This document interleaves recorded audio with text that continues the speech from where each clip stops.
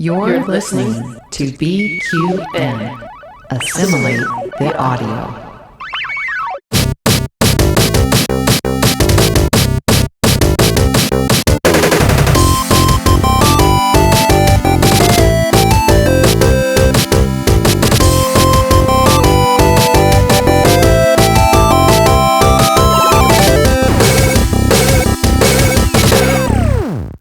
Hi, I'm Davey. And I'm Mitch. And we are the Bargain Bin Gamers. Live from PAX. That's right, he said it first, not me. Oh my God. It is PAX Melbourne 2024. Hello, sir. We are going... What have we got? What's happening today? Have you ever even done a PAX before? I've been to PAX once before. It was a long time ago, pre-COVID, and I had a lot of really, really fun time. It was very warm. It's still quite warm today, actually, in Melbourne. It was a little stinky there, so I'm hoping there's a little bit more deodorant this time. But I'm really keen. I love PAX. Well, I've got my antiperspirant on, so I am ready to not sweat. But apparently it's hot in there, because when we picked up our badges, we heard people going like, oh, it's a bit hot, it's a bit stinky, so look out. I don't know why that's a warning or why they spoke in that accent, but hey. Yeah, I'm a little bit nervous, but thank God we're not cosplaying. Hopefully we can chat to a couple cosplayers. We can ask about the perspiration limits. Yes, we've seen some really cool cosplayers already. I cannot wait to meet them. There are queer indie game devs who we're really excited to meet, and there's games to play. Yep. It's just you're going to come along with us for the whole thing. I'm excited as well to see what bargain bin games we could possibly find from here. Not that they're bin worthy, but they could possibly be bargain worthy, and what could be upcoming in the future. Yes, exactly. I love new games. Anything new that could be popping up, I love. And I also need to go and see Tom Nook. Yes. Oh, yes, yes. We're going to the yes, because he can do the voice. So yes, games that are cheap but not shit today. Hopefully. Wow, what a change! I know. Well, I don't know what to expect. So if you are listening to the audio version, I would recommend jumping over to YouTube because this is going to be a bit of a video extravaganza. But we'll make sure you get value no matter how you choose to listen to us. All five of you. So let's go. Let's go.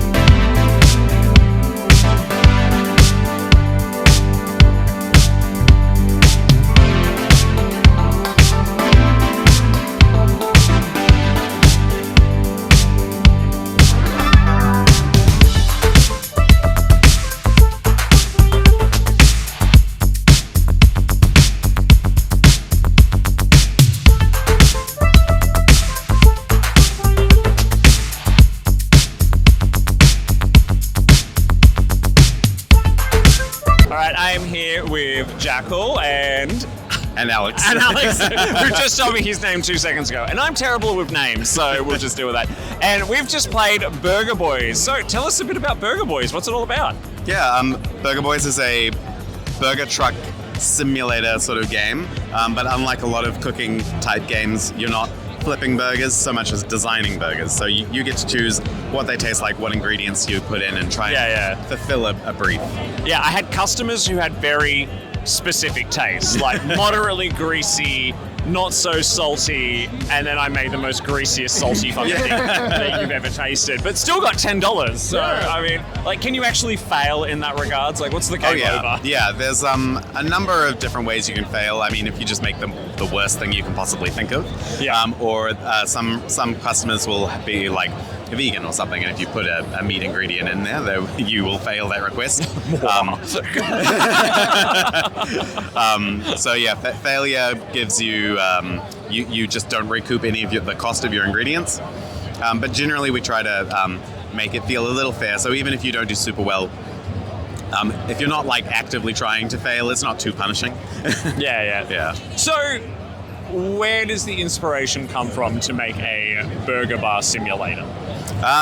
Weirdly, it came from a book by, I think, Nikki Sinyet called The Flavor Thesaurus. Right. Which Not is exactly what, what it sounds like. I thought you were just going to say I worked at McDonald's for... I did work in hospitality, but I was a barista. But it's a similar kind of thing. Yeah.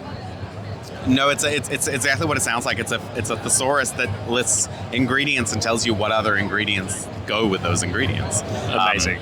and my sister, who's my co-founder for the company, was not into cooking at all, and I've always been really into food. I really enjoy cooking, so I came up with this idea for a game that kind of makes cooking like more about the hedonistic side, about the As joy it should of be, flavor. by the way. Yeah. That's the thing. I want cooking games that are a little bit more about eating. Yeah. Much less about the high stress environment, Yeah, not like an overcooked Yeah. kind of like, which Yeah. pretty much ended one of my relationships playing that game. So like, and those sorts of games are great. I think they're fantastic, but they're high stress and everything. And we wanted to Yeah. make something that was introductory into the food thing that didn't stress people out. yeah, and I did enjoy that playing the demo because it was literally just about going through the ingredients. Like, this person wants a particular type of burger, and how am I going to craft it and make this person happy? Yeah. And you do kind of get better at making those decisions as you go along. Exactly.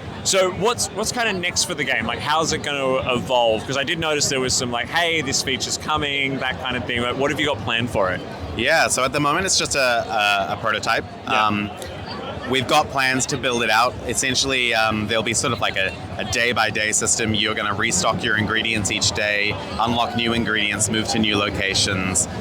We've also got special customers who are, you might have met Sister Buttermilk, who's one of my favorites. She's a sort of a pancake nun. From the My Church favorite of the kind of Holy nun. Flapjack. She's one of our special customers who will be sort of revisiting the burger truck every different location to try and her mission is to bring you over to the side of the breakfast church. And your goal is to say, hey, burgers can be breakfast too. Trying to corrupt this saintly woman from breakfast over to burgers instead. Yeah. I mean, we could probably unpack where these ideas come from for quite a while, but I know you've got a bit of work to do today. So how can people find out more about the game? Is there a demo available? Is there more information about when maybe it might be coming for people to play more broadly? Yeah, we've got a Steam page up, so you can Great. search Burger Boys, that's boys with an I, on Steam, and wishlist us. We are also on social media. We're usually under our company name, which is Mischief M Studio or Mischief Makers Studio, depending on the platform. Great. Google it. You'll probably find it. Yeah. Amazing. Well, we'll include all the details for Burger Boys and Mischief Maker Studios in the episode description. Thank you so much. Thank you so much. Cheers. Thanks.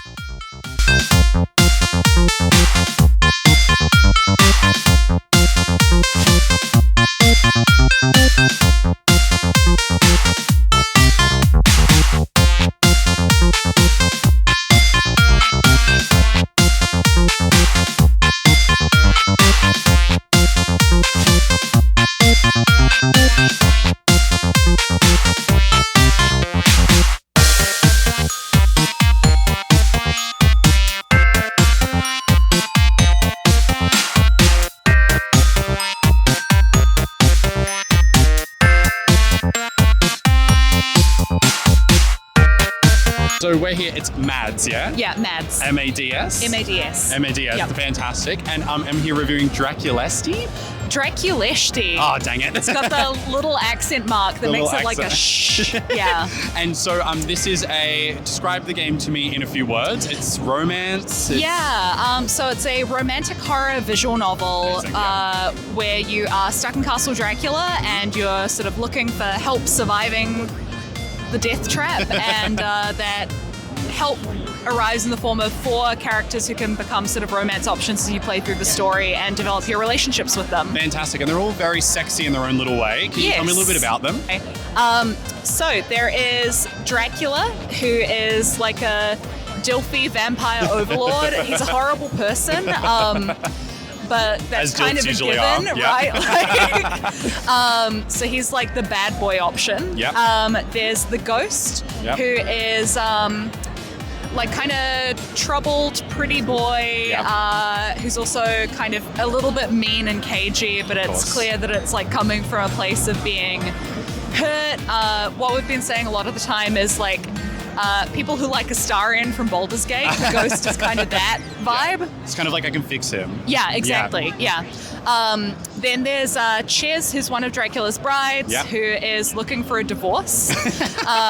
So Ches is non-binary, and they have like a cool femme fatale look, but then they also turn into like a big mask monster. So got the bit of best of both worlds. The duality. Yeah. And then last option is Jonathan Harker, who is your boss at the law firm.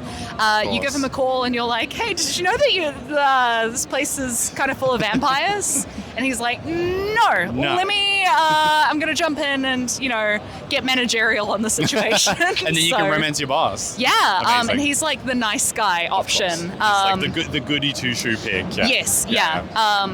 But hey, you need like a breath of fresh air in the like musty crypt of the rest of the game. So. Definitely.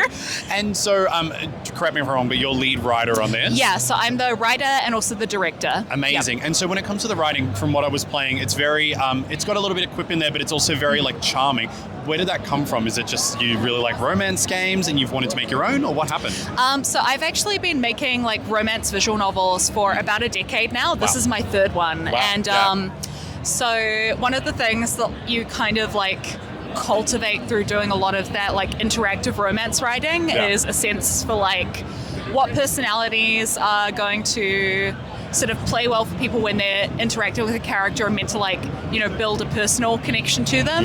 And how to sort of like work in like pricklier personality types without like breaking the fantasy of like, oh, this is someone I would want to be in a relationship with. Like even when you're writing a bad character like Dracula, you still need to like put some kind of charm and appeal in there so that people want to sit through all the nastiest stuff that they might do. Well, he's the one I picked because I didn't really know how bad he was going to really get, but he did end up being quite selfish and kind of horrid. But I still liked him because he was really charming. So I think it's a really good tightrope you managed to walk. Yeah, so like with Dracula, because we know he's doing a lot of bad stuff, I usually throw in him being more directly flirty with the player. He was then very it's flirty. like, because then it's like, ooh, we're being bad together. Yeah. I kind of like it. He gives me some attention. So it's kind of the like bringing you along for the ride of being bad. Yeah, of course, definitely. No, I really liked it. And with the Steam version, we can play through the different versions, so I'll do that when I get home. I'm excited to try out the Ghost as well. He seems like quite the troubled soul. The Ghost, I created the characters so I try not to play favorites. I think the Ghost's storyline, though, is the most interesting and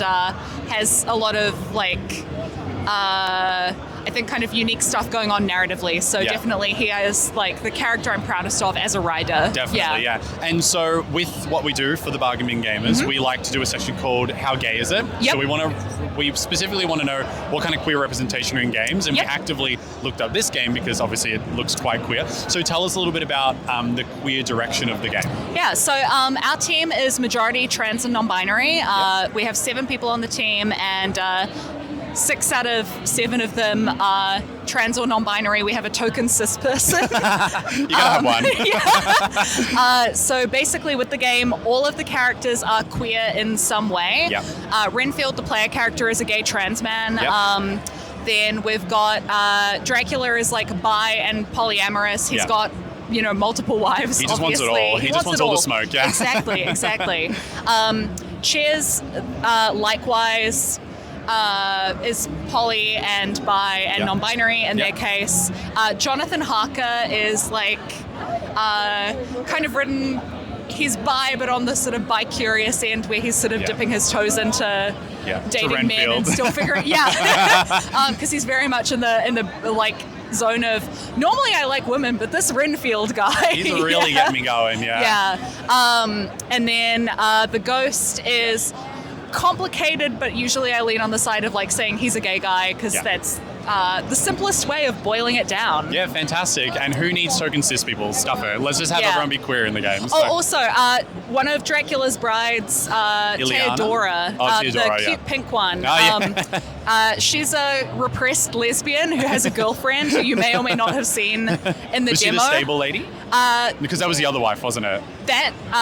So the other wife, Ileana, is Ace. Yes. She's not into any of this. Yeah. and She's just looking at all wants the to mess just going opt on. Out. Yeah. And then Theodora is a repressed lesbian with a girlfriend, and so one of the subplots in the different different storylines is like whether or not you have MLM, WLW solidarity with Theodora, or if you're like throwing each other under the bus constantly. It's either allies or we're fighting for each other's partners. Love it. Yeah. Queer representation at its finest. Yeah. Sometimes gay and lesbian solidarity is overrated. Sometimes you just need to kill each other with furniture. And you know what? If it's for a hunky Dracula, maybe it's worth it. Exactly. It could be worth Yeah. it. So thank you so much for that. Can you tell everyone where we might be able to find the game when it's coming out?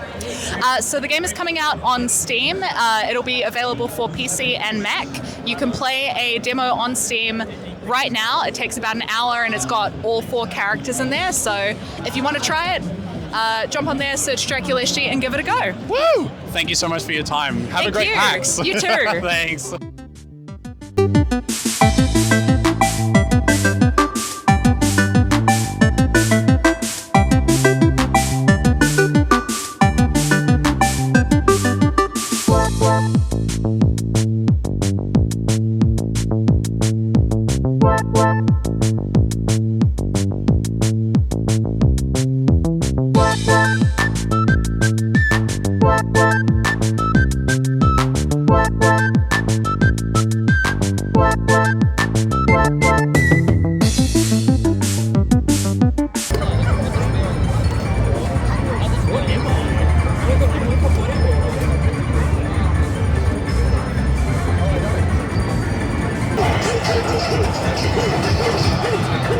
There we go. What the hell? The fuck?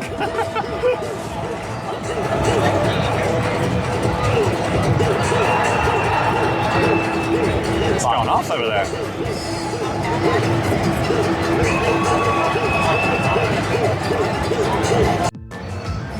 So, what did we just play? That was Aicho Aniki. Yes, and what was it about?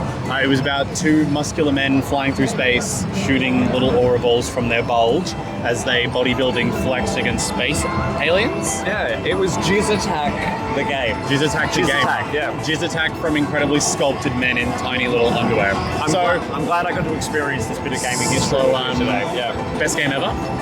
probably. We'll be right back. We'll be right back.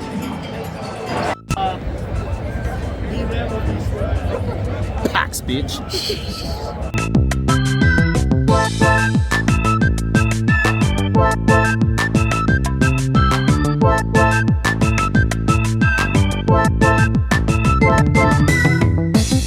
Alright, I'm here with Jacob and Logan, who are current students at the AIE, and we've just played their game, Castle Cap. I keep having to do that, it's really awkward. Makes it seem like I haven't done my research. So, okay, my take on this was a little bit kind of like, I don't know, like Simpsons Hit and Run, Crazy Taxi meets Civilization. I don't know. No, it's absolutely that. So What's the inspiration behind it? Oh, just like you said, so like Simpsons Hit and Run, we want a game that like kids can play, which is actually fun, as well as accessible, and we want it so like kids and parents can play together. Yeah. So it's easier access, but also like there's more depth to it. Yeah, and the demo you've got here is so multiplayer. Is it really meant to be like a couch co-op Oh, or absolutely. a competitive kind of game? Yeah, so we're going to do 2 modes. We do have the competitive side, but it's also, because it's a sandbox, so it's exploration, you can just have fun with it. And that sort of leans into the accessibility for kids, because they can just have fun destroying things, and that's just fun. Amazing. So how long have you been working on this for? I think about 8 months at this stage now. But yeah, we've made lots of leaps and bounds. We've started porting to Switch already. Yeah. So It's just like a group project that you kind of do for your major assignment. Like, how does this come about through what you do in AIE? So it started off as a project last year. I created a short demo in about 2 days. Yeah. Pumped that out. Did like a little pitch, had some people join the team. I think we had a few weeks to finish that project. And then I brought it over again this year, and we spent the rest of this year sort of like really redoing it and reshaping it. Amazing. So yeah. Awesome. And so when can we expect to see it out on shelves? Or digital shelves, probably, but We actually will try and do a physical product because it sort of leans into our sort of safety of like games for kids. Sort of in the traditional media, so that's why we want the couch co-op, so we don't have online co-op and stuff like that. Yeah. Just because it creates that, I guess, that fun space for kids and parents to play. Great. So how long till it might come out? If we're lucky, probably the final quarter of next year. If we're lucky, we'll see. Amazing. And what platforms? Switch is our main focus, and once we do that, we'll pump it onto every other platform. Amazing. Well, best of luck with it. It's a lot of fun. Thank you so much. Cheers. Thank you. Cheers.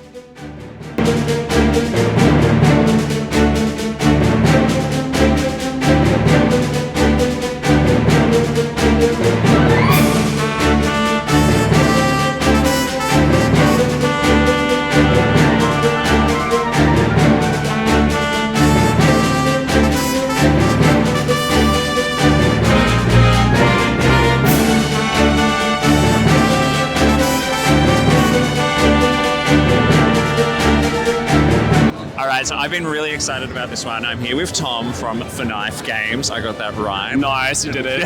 We love. And we've just played the demo for Shelflife Art School Detective. Tell us a bit about the game. Well, firstly, it's got a really long name and it's so great and easy to Google, so we love. But the game itself is a detective dating game set at a paranormal art school, and you play as my favourite kind of detective game, by the way. Exactly, and it's everyone's art school experience, so it's universal. Yeah. You play as a non-binary psychic art student who has been accused of an art crime. Basically, several artworks were murdered in the gallery, and you have to prove your innocence by investigating your classmates. Yeah, that was what I was like. Okay, hang on. Am I trying to frame these people, or am I trying to get in their pants, or was it both? I think it's both. Okay, yeah, cool. The idea is that there'll be this replay value that comes from you being able to choose how you want to treat the other characters, right? Yeah. And we're really happy for people to be able to date, the culprits, essentially. We're really interested in the conflicts of interest that kind of arise from that. It's like a little bit strange, a little bit dubious. Some of the characters might get annoyed at you as things go on. Yeah. You've got opportunities to be mean or nice to people. Yeah. We're even considering letting you matchmake other people as well. So if you were like maybe an ace arrow player and you're not really interested in dating anyone, but you'd kind of like other characters to date each other, we're sort of interested in exploring that as an option too. Yeah, and I'm going to say this, it's funny as well. Obviously, I was drawn to it because it's fabulously queer. And yeah. I forget to mention it's incredibly queer. well, when you mentioned what was the main character's description again? Oh yeah, non-binary psychic art student. Thank you. I needed to make sure I didn't misrepresent that in any way, shape, or form. Yeah. The writing behind it was so funny, and the security guard Yamato, hot, but I kind of felt like he was a bit of a sex pest. I don't know. Yeah, I mean, I think that might have just been based on the choices that you were making, though, potentially, Possibly. depending on where the story was. I mean, I'm always hoping a beefy security guard is going to be a little bit of a sex pest, but anyway. Absolutely, aren't we all? I think, there's a level of flirtiness inherent to the game. Actually, we play tested it a little bit before coming to PAX, and one of the pieces of feedback we got from our friend was make it way sleazier and weirder, and we were like, okay. So we kind of turned the sleaziness dial up to 11. That might require a little bit of fine tuning, but I think ideally, because it's a branching path game, based on the kind of choices you make, you can really initiate some flirtations or some friendships, right? You don't always have to necessarily date everybody, but there'll be some polyamorous rep as well. If you want to be a little bit skanky, you can be. Who doesn't want to be that? Yeah. I mean, is there another option? I don't think so. It's only natural. Yeah. And the art style in it is so cool. So, we were talking before about the pixel art in it. What's really inspired that? I'm a bit of a pixel art obsessive. I really love SNES JRPGs. I think we've previously talked to each other a little bit about that kind of that sort of early era of Suikoden or Chrono Trigger, those early Final Fantasy games. So as a kid, I was really interested in those games. Obviously, I always wanted them to be way queerer, even when I was like 12 and didn't really know what that meant. So I've kind of grown up with an interest in pixel art, and then we kind of have one of our 2D artists who's come in and sort of brought this kind of anime-esque HD 2D art style to our sort of visual novel dialogue UI components as well. So there's a really nice blend of that kind of SNES inspired or early PlayStation 1 inspired kind of JRPG look with these sort of Ace Attorney-esque, Steven Universe-esque drawings that come in on top of that. Yeah, and it's absolutely beautiful as well. It's so stunning. And I love the importance, just emphasis like on just diversity, representation, but like in a way that just kind of feels really natural. Yeah. If I can say that, like it's just there. And Mitch and I are always trying to find the representation in the games that we play. And when we came across your games, we're like, okay, cool. These are just games that are just about queer people doing weird, absurd things, but also kind of queer things at the same time. It's for sure. So when will people be able to play it? Because right now it's just a YouTube video. I mean, we can play it here at PAX, obviously, but when might people be able to play, like, get their hands on it? Well, I'll be a little bit sales rippy and say wishlisted on Steam and join our mailing list, because we are going to send out a kind of semi-exclusive demo soon. It'll be basically the one that you just played at PAX, maybe with a few tweaks. You know, I'm very a little bit perfectionistic, so I'll probably do a little bit of extra tweaking. But yeah, in a month or two, but probably before the end of the year, demo exclusively will be out. In more of a long-term sort of perspective, at the moment we're talking to publishers and trying to get that extra kind of funding we'll need to push us through to completion. And who doesn't love to go to completion, right? Yeah. But well, there was a few characters I was hoping I would get to do that with, but unfortunately didn't eventuate. But anyway. Well, maybe in the full version. Well, it's a PG-13 if anyone's sort of concerned. Yeah. But yes, I think we're looking at kind of a release date of 2026, maybe Q2, Q3. But it really depends on if we can get a sweet business daddy to hook us up with some juicy, wow, he really support. eyed me off when he said that. I wasn't implying anything. But you don't happen to have lots of trust fund money, or not trust fund money? No, some distrustful. Never met my fund. parents in Wollongong. No, there's not a lot of trust funds there. It is amazing. We will include all the links for Shelflife, Art School Detective in the episode. Check it out. Thank you so much. No worries. Thank you for playing it. Oh, it's so good. It was so nice to.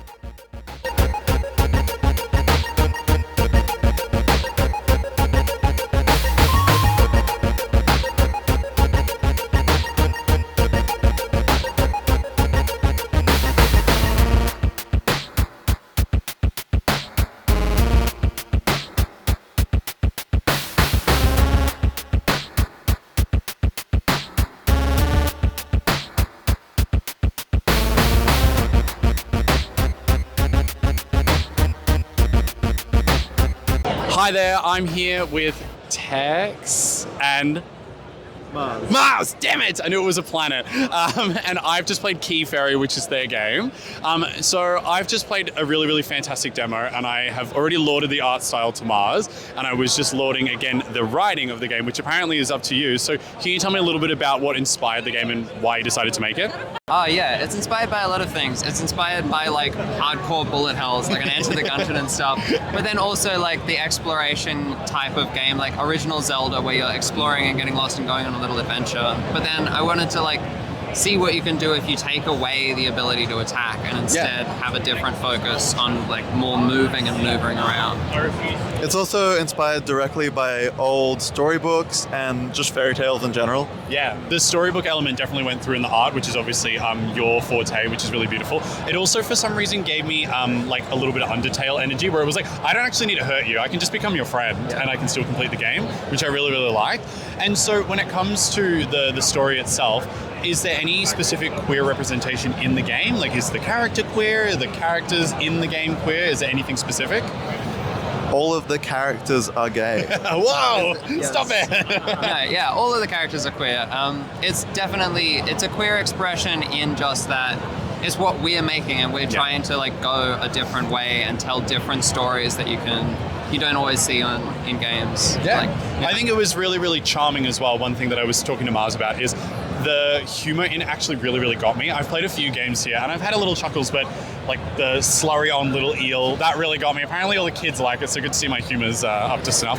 And the ominous whispering that I can just go on forever. It was really, really funny. So like, is that just something that you do? Do you write that kind of, I guess, a story, or are you inspired to make a funny game by something? I really like writing, but I'm terrible at writing. I've been trying really... I beg to differ, but that's all right. I've got a strong belief in giving yourself creative limitations to work off of, and so I built a system where like there's a bunch of rules that I have to follow. Like I can't use references, I can't go too long without having player interaction, and then those lead to different ways of writing that you don't see as much. Because I also find it really sluggish to read in games. I don't know. Also, the writing text is just like that. It's just how I talk. It's really funny. Like I was actually like chuckling my head off while I was playing. And so with this game, it seems like you've been developing it for a while. How long has it been in development for?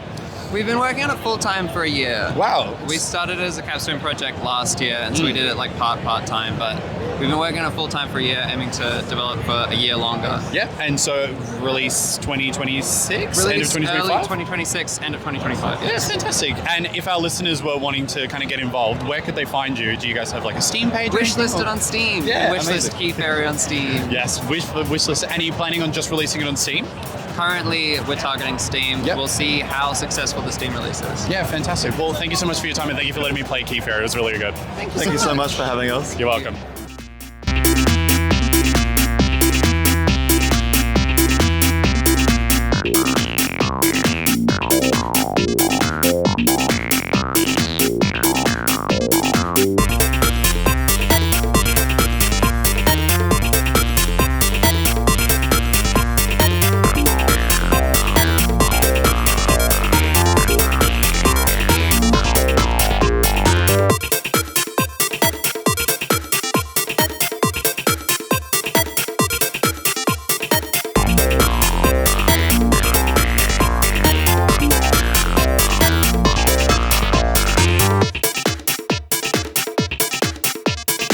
Struth.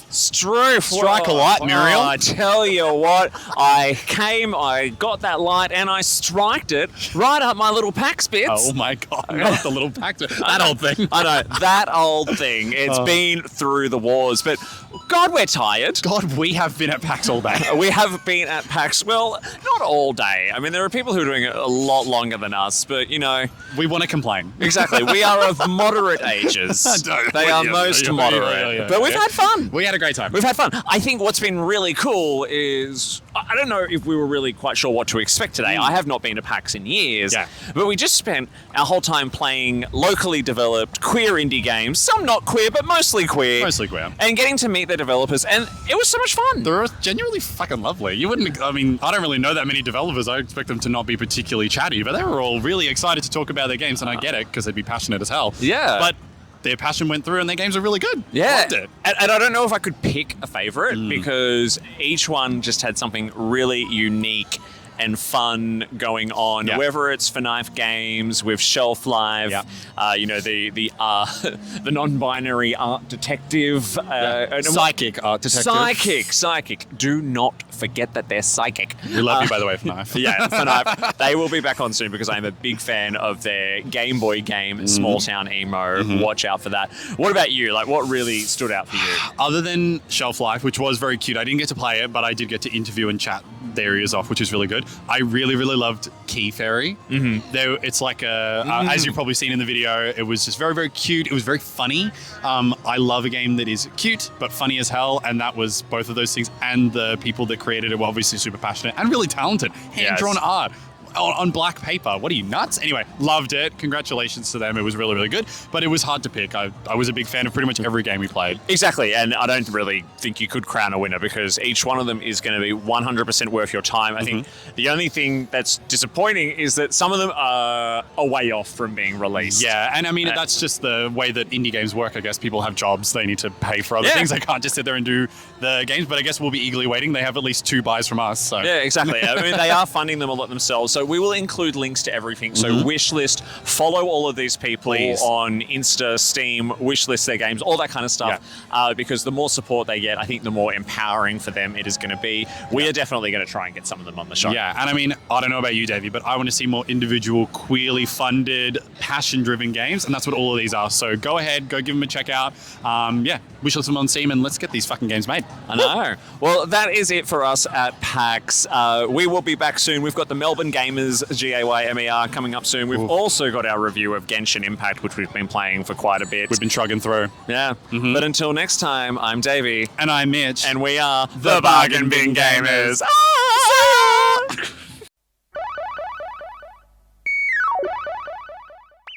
If you enjoyed this episode, make sure you give it a big thumbs up on YouTube or follow the podcast wherever you get your podcast from and leave us a 5-star review. Be sure to follow us on Instagram and Blue Sky and follow along on our live Twitch streams. You can also continue the conversation in our BQN podcast Discord by clicking the link in the episode description. Don't forget that the Bargain Bin Gamer is part of a larger network of podcasts called the BQN. You can support this and other BQN programs by becoming a patron over at patreon.com/BQN. We'd love to hear your feedback on the episode. Leave us a comment on YouTube or send us an email to bargainbingamer, GAYMER, @gmail.com. Until next time, au revoir.